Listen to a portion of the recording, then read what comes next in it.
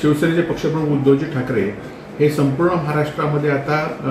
शिवसेनेच्या अधिवेशनामध्ये त्यांनी जाहीर केलं होतं की महाराष्ट्रामध्ये उद्धवजी स्वतः दौरा करणार आहेत आणि त्याचाच एक भाग म्हणून आता संपूर्ण महाराष्ट्रातले लोकसभा मतदारसंघ आहेत त्या मतदारसंघामध्ये आता उद्धवजी दौरा करत आहेत। रत्नागिरी सिंधुदुर्ग मतदारसंघामध्ये सुद्धा खासदार विनायक राऊत यांची उमेदवारी जवळजवळ निश्चित झालेली आहे आणि त्यासाठी कार्यकर्त्यांना भेटीसाठी कार्यकर्त्यांचं मनोधैर्य वाढवण्यासाठी आज ते 4 आणि 5 ला सिंधुदुर्ग आणि रत्नागिरी लोकसभा मतदारसंघात दौऱ्याला येत आहेत। त्याचबरोबर सिंधुदुर्ग किल्ल्यावर माझ्या आमदार फंडातनं झालेल्या सिंहासनाचं सुद्धा पूजन त्यांच्या हस्ते व्हावे अशी शिवप्रेमींची इच्छा होती आणि ते शिवप्रेमींची इच्छा पूर्ण करण्यासाठी सुद्धा त्यांच्या हस्ते आम्ही पूजन करणार आहोत आणि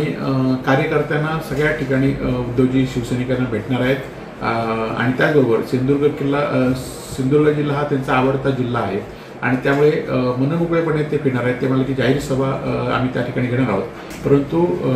हजारो शिवसैनिकांशी आम्ही संवाद साधणार आहोत।